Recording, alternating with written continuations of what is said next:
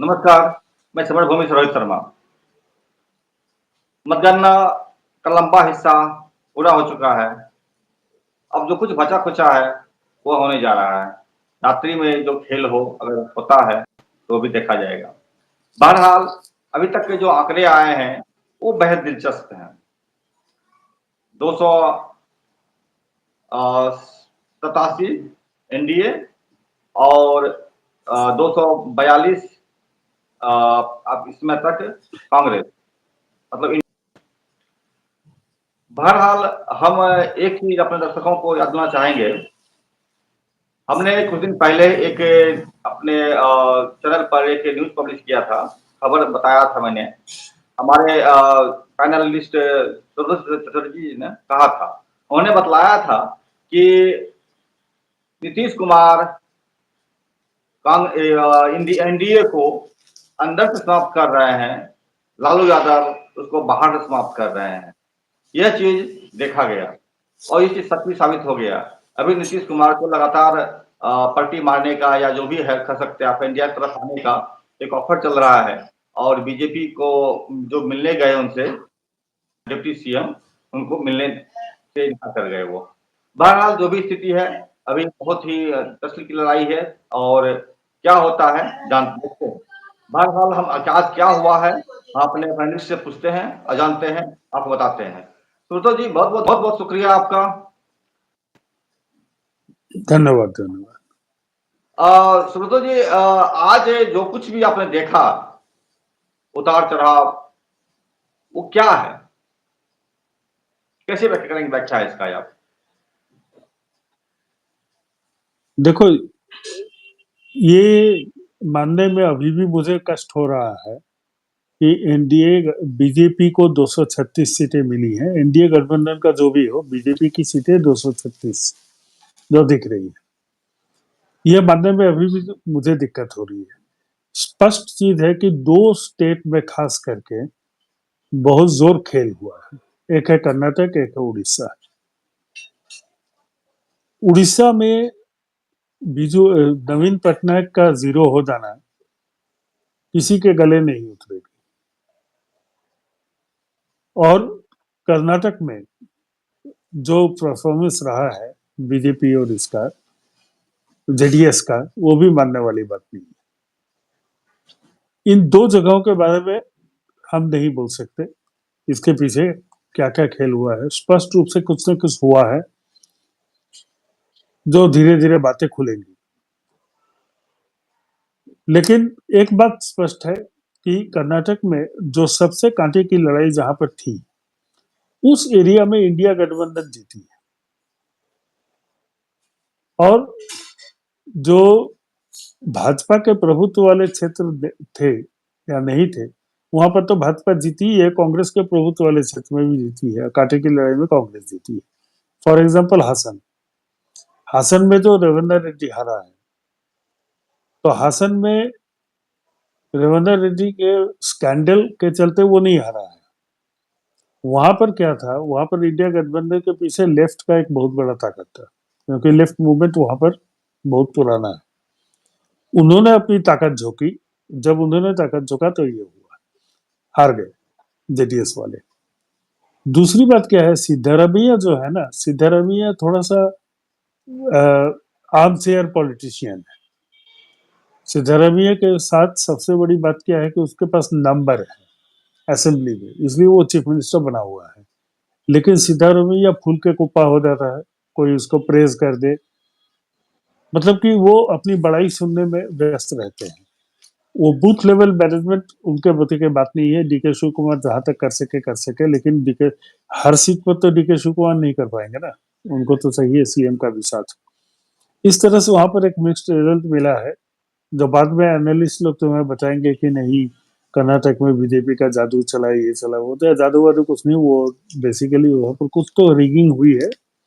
धीरे धीरे बातें खुलेंगी। उड़ीसा के बारे में सेम स्टोरी है। उड़ीसा में नवीन पटनायक इतने अनपॉपुलर भी नहीं है कि उनको एक सीट मिलेगी और बीजेपी को 18 सीट मिलेगी।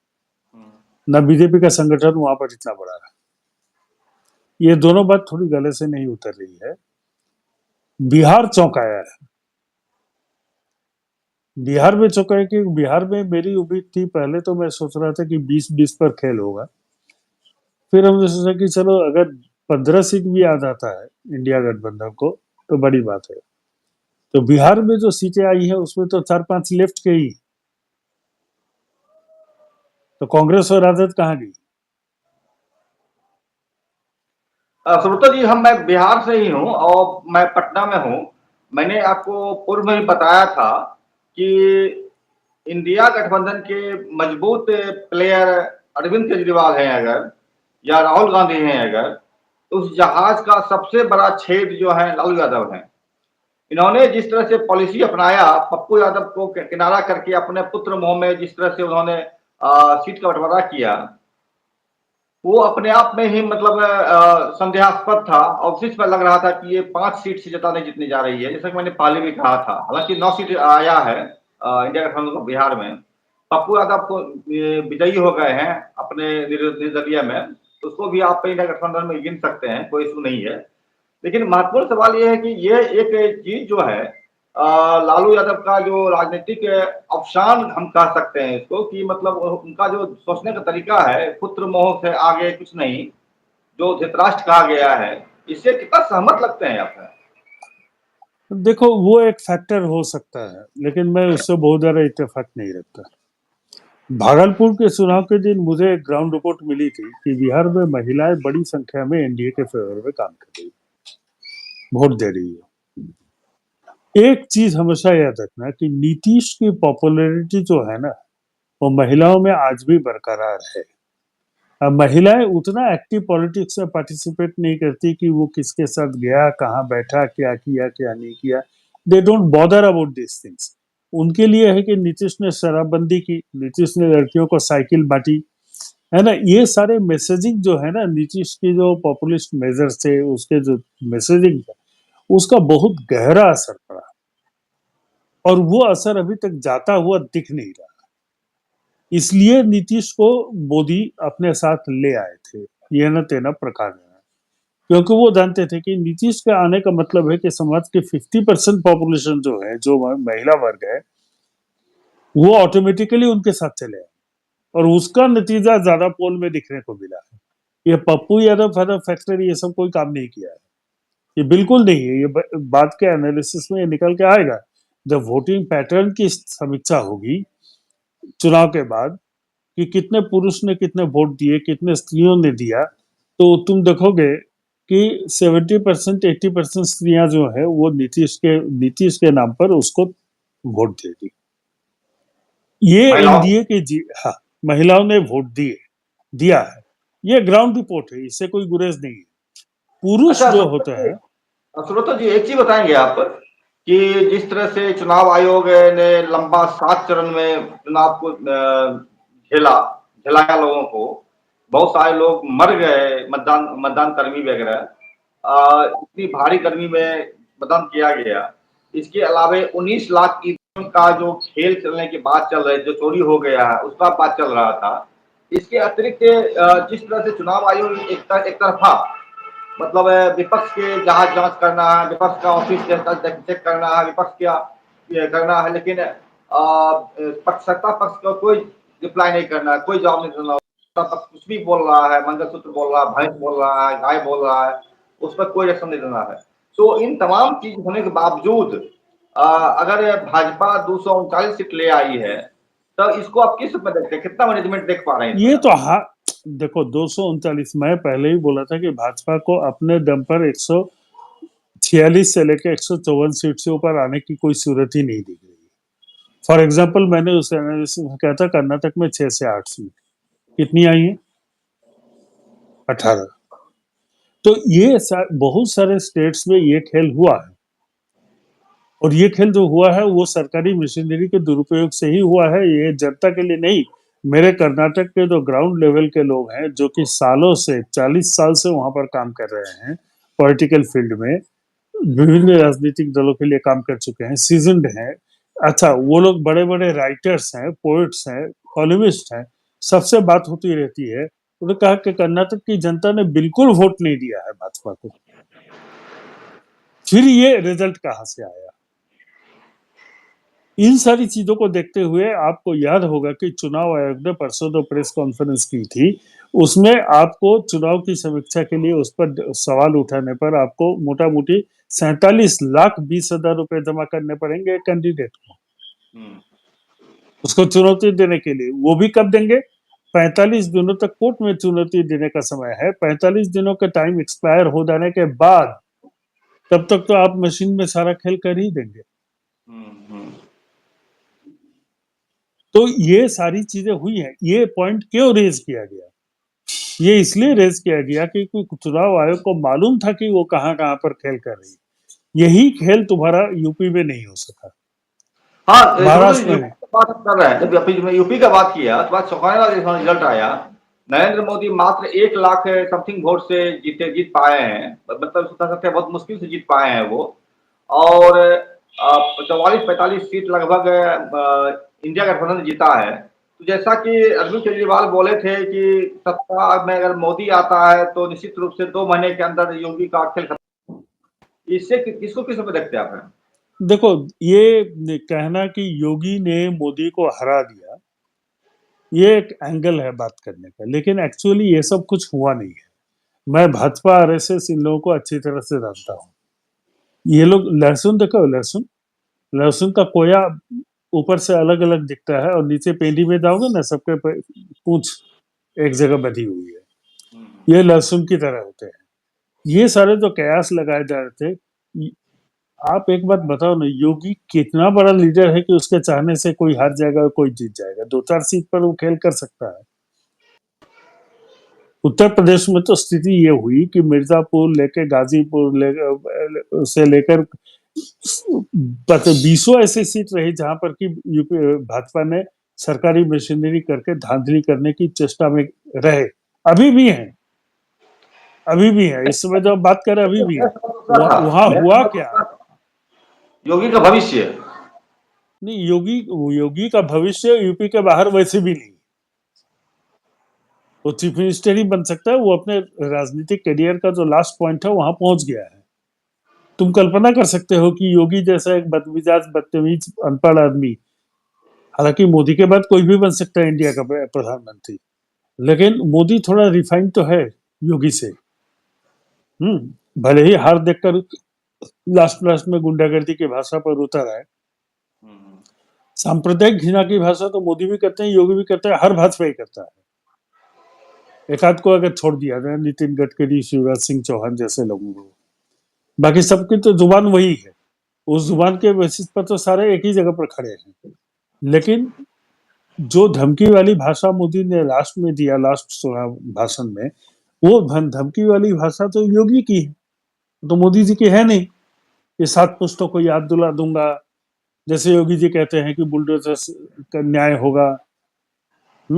एक को चुन चुन के मारूंगा, शोले फिल्म में धर्मेंद्र के डायलॉग की तरह। ये भाषा तो मोदी जी लास्ट में जाकर यूज की है ना, जिससे वो माने यह झलका, उनकी बौखलाहट झलकी। इशू वो नहीं है एक्चुअली। यूपी में क्या हुआ ना, यूपी देखो, दलित राजनीति का एक बहुत बड़ा केंद्र रहा है। क्यों? वहां पर कांशी राम हुए, मायावती हुई। मायावती आज भले ही हर के घर में बैठी हुई हो, लेकिन एक समय तो उनकी भूमिका थी ही कांशीराम के मूवमेंट को आगे बढ़ाने में, बहुजन समाज के मूवमेंट को आगे बढ़ाने में। तो एक बहुजन समाज की चेतना रही है यूपी में। लेकिन और जब राहुल जब आपने मायावती का जिक्र किया तो मैं थोड़ा याद दिला दूं आपको, चंद्रशेखर रावण जो है वो एक सीट जीत गए हैं। तो क्या लगता है कि आपको मायावती का जो वोटिंग था, जबकि इनको 0 मिला है, एक भी सीट प्राप्त नहीं कर सकती हैं ये, तो क्या आपको लगता है कि मायावती का जो वोट बैंक था वो चंद्रशेखर रावण की तरफ कन्वर्ट कर गया है? नहीं, चंद्रशेखर रावण की तरह डाइवर्ट किया नहीं, सपा की तरह डाइवर्ट किया है। देखो, मायावती के वोट बैंक गिरते गिरते भी 9% रहा है, इसको मत भूलो। पिछले चुनाव में 12% था। उनका 3% वोट ही शिफ्ट हुआ है इंडिया गठबंधन की तरफ। 9% अभी भी उनका इंटैक्ट है। माने जाटव वोट वहां पर 12% है, उसमें से 3% शिफ्ट हुआ है। 9% जाटव वोट आज भी मायावती के साथ इंटैक्ट है। तो मायावती सीट भले ना लाई हो, मायावती की राजनीतिक मृत्यु अभी नहीं हुई है। यही अगर वोट परसेंटेज मायावती का 2-2.5% रह जाता, तब उनका हाल वही होता जो कि कांग्रेस का था, जो 2-2.5% वोट शेयर था पिछले चुनाव में, राजनीतिक रूप से खत्म हो गई रहती। इसलिए वो फैक्टर नहीं है। मैं जो कहना चाह रहा हूं कि राहुल गांधी और अखिलेश यादव और इन लोगों ने यूपी के हरिजन दलित समाज में इस मैसेज को बहुत पुरजोर तरीके से दे दिया कि देखो, ये संविधान को खत्म करना चाहते हैं, ये संविधान खत्म करेंगे। और देखो, एक मजेदार बात, ये थोड़ा सा विषयांतर तुम लोगों को लगेगा, लेकिन मैं बता देता हूँ होता क्या है। चुनाव में यूपी के दलित, हरिजन, आदिवासी, अल्पसंख्यक की बात क्या हुई कि अखिलेश यादव की सपा से हरिजनों का एक दुराव था, क्योंकि यादव जो होते हैं वहां पर बड़े दबंग कम्युनिटी माने जाते हैं, इसलिए उनसे हरिजन लोग, दलित लोग डरते थे। लेकिन जब राहुल गांधी सामने आ गए तो कांग्रेस के रहते हुए यादव हमारा कोई बुरा नहीं कर सकेंगे, ये एक मैसेज गया। क्योंकि देखो, कांग्रेस का जनाधार क्या था? कांग्रेस पार्टी हरिजन, दलित, अल्पसंख्यक, ब्राह्मण, अपर कास्ट जैसे राजपूत वगैरह, भूमियार, इन्हीं को लेकर तो कांग्रेस बनी थी। बनिए तो शुरू से ही भारतीय जनसंघ के साथ में थे।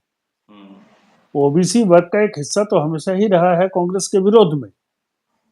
जिस ओबीसी वर्ग को लेकर राम मनोहर लोहिया चले थे अपने जमाने में, इसलिए ना उन्होंने नारा दिया था, जिसकी जितनी हिस्से भागीदारी उसकी उतनी हिस्सेदारी। वो क्या था? वो पैरेलल राजनीति एस्टेब्लिश कर रहे थे। एक तरफ कांग्रेस, नेहरू की कांग्रेस थी, जिसका समर्थन ब्राह्मणों का था, क्षत्रियों का था, भूमियारों का था, हरिजनों का था, दलितों का था, और लोअर ओबीसी का भी था थोड़ा बहुत, और मुस्लिमों का था। तो ये जो शिरजा बना हुआ था, इस शिरजा को तोड़ा गया कैसे? पहले यादव क्या किए, मुस्लिमों का साथ लेकर यादव वो मुस्लिम कांग्रेस से अलग हो गए। फिर हरिजन अलग हो गए, काशीराम ने हरिजन को अलग कर दिया, तो कांग्रेस का बेस तो खत्म हो गया। अब बचे 5-6% ब्राह्मण और कुछ राजपूत, तो ये 10-12% लेकर क्या करते? कांग्रेस कब तक टिकती? तो कांग्रेस का बेस इरोड हो गया। लेकिन इस चुनाव में क्या हुआ, चूंकि राहुल गांधी कांग्रेस को लेकर वाइब्रेंट तरीके से खड़े हो गए अखिलेश के साथ, इसीलिए दलितों के मन से सपा का भय जाता रहा। अब सवाल हो गया कि कांग्रेस साथ में है, और बच्चा भी जानता है कि अगर सेंट्रल गवर्नमेंट में बनेगी तो वो कांग्रेस की बनेगी, वो सपा की थोड़ी ना बनेगी। तो पावर किसके पास में रहेगा? ये एक फैक्टर रहा। ये एक फैक्टर रहा। दूसरा फैक्टर ये रहा, देखो बिहार में जनता और मोदी के बीच में नीतीश खड़े थे। इस बात को याद रखना। नीतीश फैक्टर क्या होता है? नीतीश, जैसे मैंने कहा कि वहां पर महिलाओं का समर्थन नीतीश को पुरजोर मिला, ठीक है। इसलिए भाजपा अगर सांप्रदायिक पार्टी है, फिर भी नीतीश के रहते हुए सांप्रदायिक दंगा नहीं होगा, ये एश्योरेंस जनता के दिमाग में है, रहता है, समझे? और ये फैक्ट भी है, नीतीश दंगा होने नहीं देंगे किसी हालत में, चाहे वो राजद के साथ रहे, चाहे वो भाजपा के साथ रहे। लेकिन यूपी में ठीक उसके उल्टी तस्वीर। यूपी में जनता और मोदी के बीच में कौन खड़ा था? योगी, समझ गए? जो खुद ही सांप्रदायिक कीड़ा है। इसलिए क्या है कि उसको, योगी के नाम पर वो मोदी को वोट नहीं दे सकते, क्योंकि योगी और मोदी में कोई फर्क नहीं है। लेकिन नीतीश के नाम पर मोदी को वोट दे सकते हैं, क्योंकि नीतीश बीच में खड़ा है दीवार बनकर। ये सब जो है सबकॉन्शियस माइंड में रहता है, ये लोग बोलते नहीं। श्रोता जी, अभी जो आप देख पा रहे हैं, जो वोटिंग जितना सीट आया है एनडीए को या इंडिया को, वो तो एक अजीब सा स्थिति बना दिया है, त्रिशंकु जैसा। तो क्या आप देख रहा है, आपको कैसा? कोई त्रिशंकु स्थिति नहीं है रोहित। सीधी सी बात है, भाजपा 236 पर आई है। पहला फैक्ट ये मान लो। दूसरा फैक्ट ये है कि मोदी और शाह ने भाजपा को अछूत बना दिया है, राजनीतिक अछूत। जो भी उसके तथाकथित एनडीए के जो सहयोगी दल हैं, जैसे आज के दिन में जदयू है, चंद्रबाबू नायडू है, ये लोग जो हैं, ये तो गन पॉइंट पर लाए गए सहयोगी है। ये थोड़े ना अपनी इच्छा से आए। आज जब मोदी कमजोर हो गए, 236 सीट आई हुई है, उनको 37 सीटें और चाहिए सिंपल मेजोरिटी के लिए,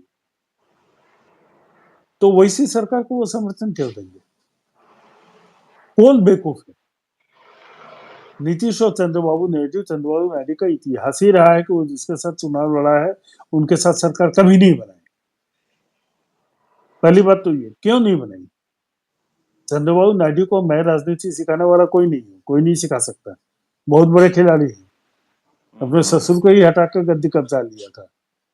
लेकिन वो जानते हैं कि अगर वो इंडिया गठबंधन में रहे तो चंद्रबाबू नायडू की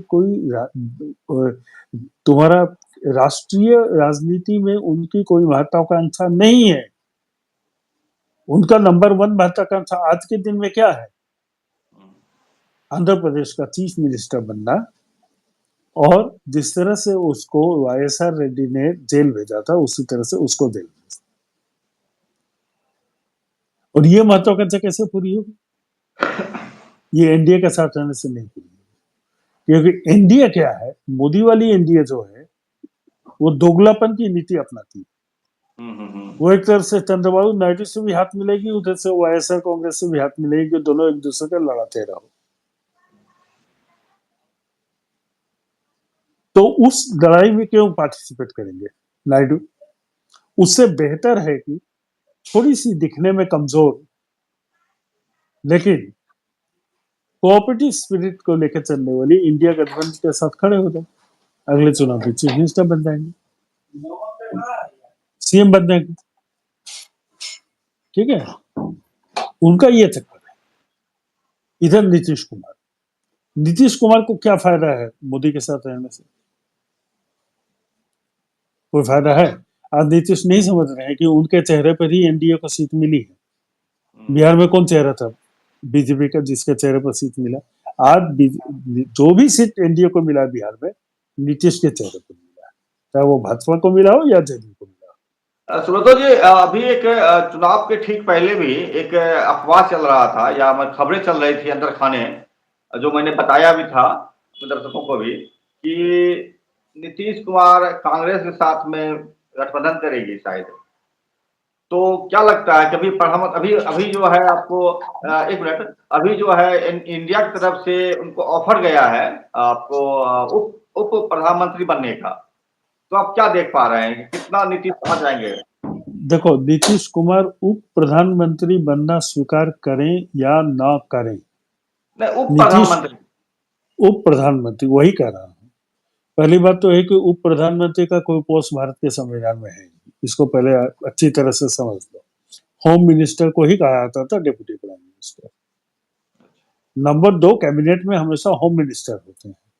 prime minister number 1, home minister number 2। ये जो हिंदी पट्टी के, जो गोबर पट्टी के प्रचंड बुद्धिजीवी पत्रकार लोग हैं ना, इनको संविधान की बेसिक समझ ही नहीं। गुलजारी लाल नंदा को उप प्रधानमंत्री कहा गया था, विशेष परिस्थितियों में कार्यवाहक प्रधानमंत्री वो थे। लेकिन आप भारतीय संविधान को उठा के देखिए, उप प्रधानमंत्री का, उप मुख्यमंत्री का पोस्ट कहां पर? कोई पद ही नहीं है। ये कोई संवैधानिक पद ही नहीं है जिसके बारे में बात होती है। उससे ज्यादा पावरफुल होम मिनिस्टर होता है। वो एक रबर स्टाम्प के दिखाने के लिए अगर आप बैठा दीजिए तो नीतीश जैसे आदमी क्या रबर स्टाम्प बनेंगे उप प्रधानमंत्री होकर? तो ये ऑफर दिया गया, ये गोबर पट्टी के चैनल्स का फैला हुआ, मूर्खों का फैला हुआ जाल है। जो पोस्ट है ही नहीं, ना उसका ऑफर खड़गे जी दे सकते हैं, ना वो ऑफर नीतीश जी ले सकते हैं, क्योंकि ये मूर्ख हो सकते हैं, ये दोनों मूर्ख नहीं। इसलिए इस बारे में बात करना बेकार है। सीधी सी बात है, नीतीश जी सिर्फ यही कह, देखो नीतीश कांग्रेस के साथ क्यों जाएगा, अब मैं तुम्हें आज बताता हूँ। जो बिहार के लोग नहीं समझ रहे हैं। At the end of the day Nitish की राजनीति राजद की कीमत पर रहेगी। नीतीश की राजनीति भाजपा की कीमत पर नहीं रहती है, नीतीश की राजनीति राजद की कीमत पर रहती है। ये क्रूर सत्य है। और राजद की कीमत पर राजनीति करने के लिए नीतीश का भाजपा के सांप्रदायिक एजेंडे को ढोते रहना बहुत दिनों के लिए संभव नहीं है। उसको कांग्रेस जैसा एक सेकुलर पार्टी चाहिए जिसके साथ मिलकर वो क्या करे, ऐसा एक सेकुलर को फ्रंट बना दे जो राजद को चुनौती दे दे बिहार में। नीतीश जानता है भाजपा तो मेरे रहमो करम पर है, मैं जिस दिन भाजपा के सर से हाथ उठा लूंगा उस दिन क्या उनका हालत वही सम्राट चौधरी का हो जाएगा। और ये फैक्ट है, क्योंकि बिहार की जनता सांप्रदायिक लाइन पर वोट नहीं करती है, आज तक नहीं की है, कोई नहीं कह सकता है। इसीलिए एनडीए को जो सीट मिली है वो भाजपा को नहीं मिली है, वो नीतीश को मिली है, ये आप जान रखिए। तो अब इनके सामने रास्ता क्या है, भविष्य क्या है? दो रास्ते खुलते हैं। एक तो आप कांग्रेस के साथ चले जाओ, मिल जाओ, मर्ज करो चाहे ना करो, उनके साथ मिल जाओ, भले ही कांग्रेस को 2 सीट है 5 सीट है, डजंट मैटर, एक दल तो है। अब और सेंटर में गवर्नमेंट में जब आ जाएगी तो कांग्रेस का विस्तार तो हो गई, हर लेवल पर होगा, तो उनके साथ चले जाने में इनको भलाई है, इनकी इमेज बची रहेगी, नंबर 1। नंबर 2, इनकी बार्गेनिंग पावर बची रहेगी। नंबर 3, ये बिहार के मुख्यमंत्री पद से हटना ही नहीं चाहते हैं, ये जिंदगी की आखिरी पारी खेल रहे हैं, समझे? क्योंकि बिहार इनका सेफ जोन है।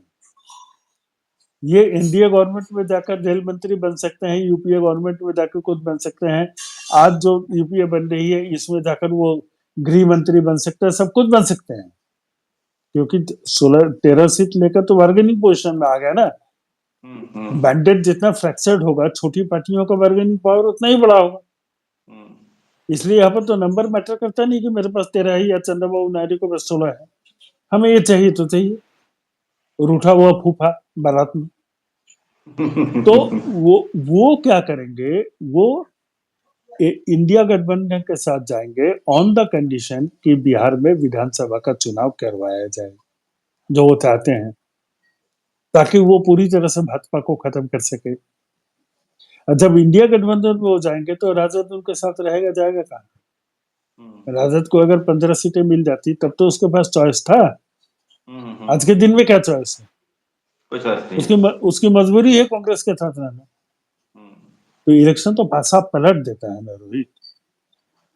जो कांग्रेस राजद के ऊपर डिपेंड कर रही थी स्थानीय स्तर पर, वही राजद अब कांग्रेस के ऊपर डिपेंड करेगी राष्ट्रीय स्तर पर। उनके पास क्या जा रहा है, इसलिए ये बातें होती। तो आप ये कहा चाह रहे हैं कि इसे टीडीपी, नायडू और नीतीश कुमार मिलकर के और भी है, मैं तुम्हें अभी एक न्यूज दे देता हूँ। सुशील कुमार शिंदे की जो पार्टी है शिवसेना, वो पांव पर जाके गिरी हुई है उद्धव ठाकरे के कि हमें वापस ले लो। अच्छा, अजीत पवार जाके पांव पर गिरा हुआ है शरद पवार के चाचा के कि हमें वापस ले लो। क्यों?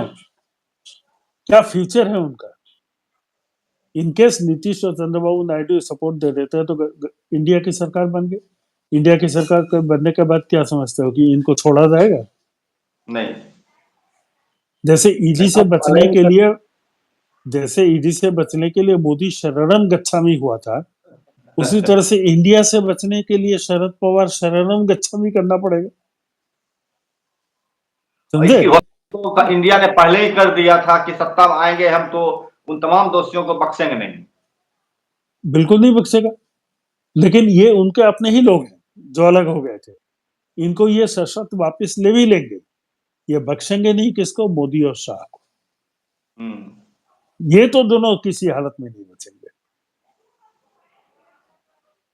अभी तिकड़म चल रहा है। तो आप ये मान रहे हैं कि इसे मोदी की तीसरी पारी संभव नहीं है?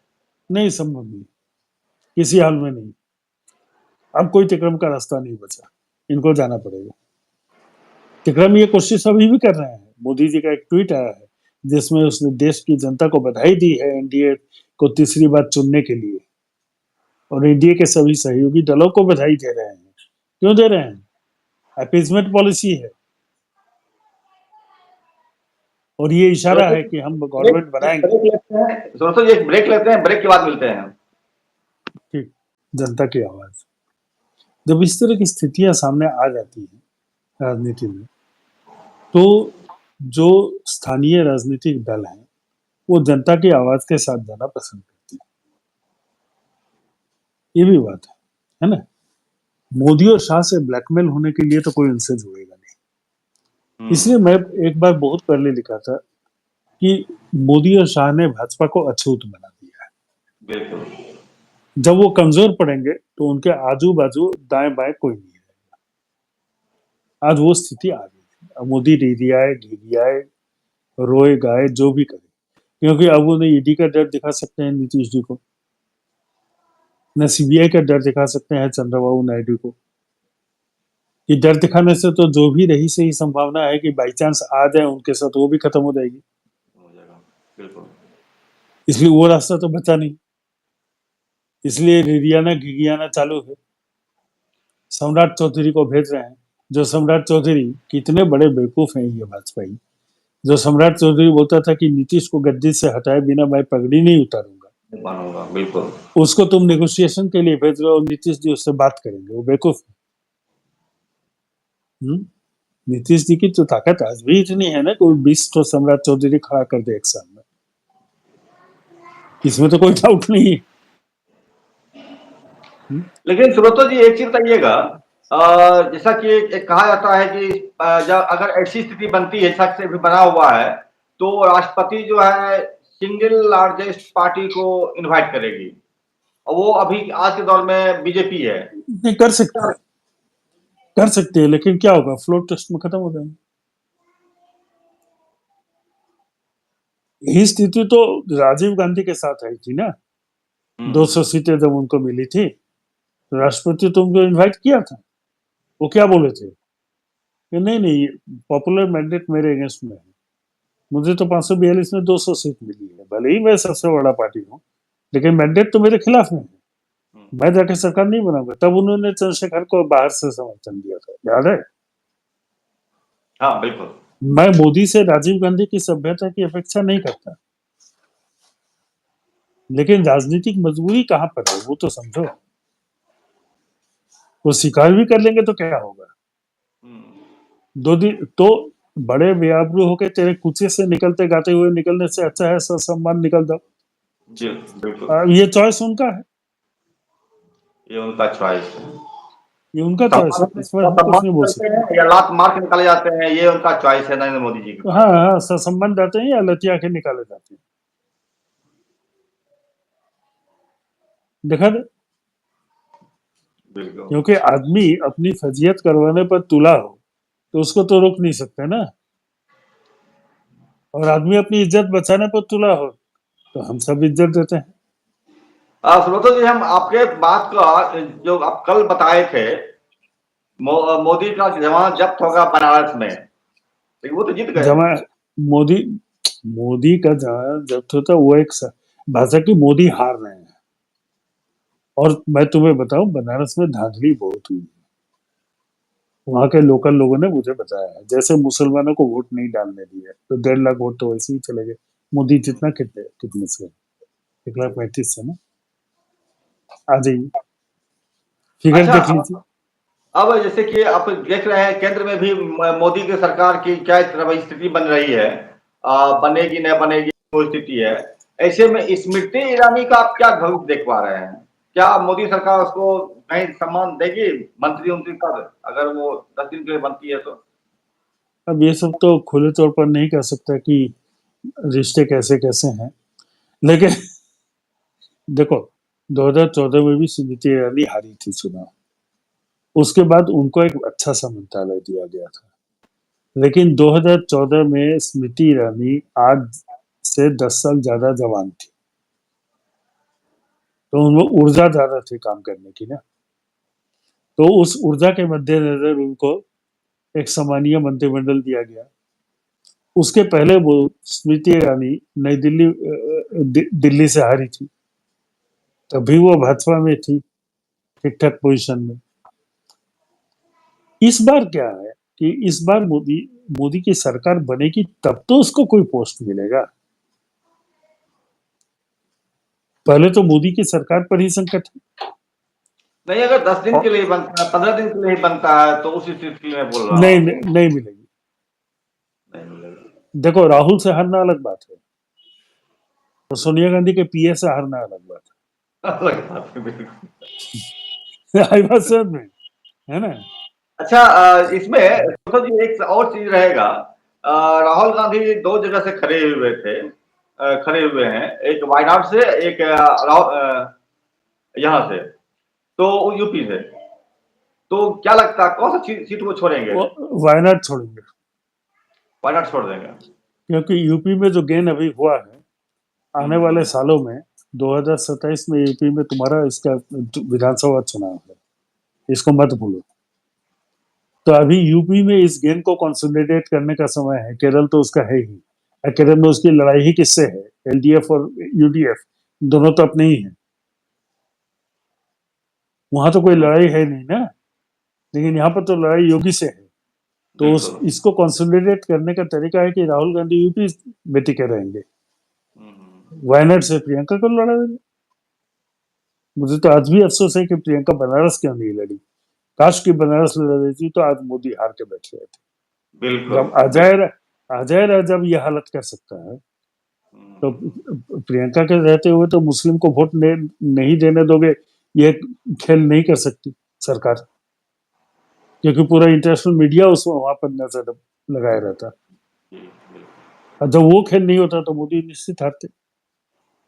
सुब्रत जी, बहुत बहुत धन्यवाद आपका, और शुक्रिया भी आपका, आपने बताया कई चीजों के बारे में, शंकाएं थी लोगों के मन में। आप और मैं भी सोच रहा था कि पता नहीं अब इस सरकार में क्या मोदी की बनेगी, या मोदी 3 बनेगा, या राहुल गांधी के बनेगा। तो एक ये स्थिति रहेगा। लेकिन मेरा जल्दी से मेरा एक सवाल आपसे और रहेगा। आपने प्रीवियस टाइम में एक बताया था कि अगर इंडिया गठबंधन सरकार बनती है तो प्रधानमंत्री खड़गे बनेंगे, तो कितनी मैं संभावना देख आज रहे भी हैं आप? बोलता वही बनेगा, वही बने। दूसरा दूसरा कोई चेहरा नहीं। राहुल गांधी क्यों नहीं बनेंगे? नहीं बनेगा, राहुल गांधी खुद नहीं बनेगा। देखो, राहुल गांधी, बात को समझो, राहुल गांधी इलेक्टोरल पॉलिटिक्स नहीं कर रहे थे पिछले 2 सालों से। राहुल गांधी मोरल पॉलिटिक्स कर रहे थे, जैसे जयप्रकाश ने मोरल पॉलिटिक्स किया था। राहुल गांधी, मैंने पहले भी तुम्हें पॉडकास्ट में बताया था, उसने रियल पॉलिटिक के विस विस रियल पॉलिटिक, जिसको प्रैक्टिकल राजनीति कहते हैं हम लोग, चुनावी राजनीति इसको कहते हैं, जिसमें साम दाम दंड भेद कुछ भी छोड़ा नहीं जाता है, उसके बरक्स, उसके पैरेलल, उसके समानांतर एक नैतिक राजनीति की शुरू की धारा। और वो नैतिक राजनीति की जो धारा है वो प्रधानमंत्री पद पर जाकर खत्म नहीं होती, वो हमेशा पद की लिप्सा से अलग रहकर होती है। बल्कि वो पद से भी बड़ा होता है। पद से बड़ा होता है। क्या जेपी चाहते तो मोरारजी के बदले से प्राइम मिनिस्टर नहीं बन सकते थे? जी, बिल्कुल। क्यों नहीं बने? गांधी भी बन सकते महात्मा थे, भी महात्मा बन सकते गांधी नहीं बन सकते थे नेहरू के बदले? क्यों नहीं बने? तो जो आइडियोलॉग होता है ना, जो मोरल पॉलिटिक्स करता है ना, जो नैतिक राजनीति के रास्ते पर चल चुका है, वो पद में कभी नहीं उलझेगा। याद करो राहुल गांधी को वो जलवा, जबकि उसने एक बिल को, अपनी ही सरकार की बिल को सदन के सामने फाड़ के फेंक दिया। वो नैतिक राजनीति की का सूत्रपात था। उस समय राहुल को लोग नहीं समझे। उससे 12 साल बाद आज राहुल की जरूरत कांग्रेस को है, पूरे देश को है। आपने राजनीतिक बहुत ही सटीक बताया इस चीज के बारे में। हम भी सोच रहे थे, लोग अक्सर बोला करते थे कि राहुल गांधी जब प्रधानमंत्री बनेंगे तो शादी करेंगे, इस टाइप से चीज चल रही थी। ये इन आपने सारी चीजों में बहुत मॉरल पॉलिटिक्स जो होता है, भारत राजनीति की बहुत बड़ी जरूरत है। श्रोता जी, बहुत बहुत धन्यवाद आपका। आज की हम स्ट्रीम यही समाप्त करते हैं, और हम फिर कल मिलेंगे आपसे पूरी डिटेल्स लेकर के कि किसकी सरकार, कितनी सीटें हैं, किसकी किसकी कितनी, सब क्लियर हो जाएगा। तो कल इस मामले पर हम और बात करेंगे। लेकिन जो चीज बताया आपने बहुत ही मतलब गौर करने की बात है भारत के पॉलिटिक्स में। अब इसी के साथ आप स्ट्रीम समाप्त करते दोस्तों, कहेंगे कि आप हमारे चैनल को देखिए, लाइक कीजिए, सब्सक्राइब कीजिए, शेयर कीजिए और कमेंट भी कीजिए, ऐसा संभव आर्थिक सहयोग देने का भी प्रयास कीजिए। तो दोस्तों जी बहुत बहुत धन्यवाद आपका, नमस्कार। धन्यवाद, नमस्कार, शुभ रात्रि।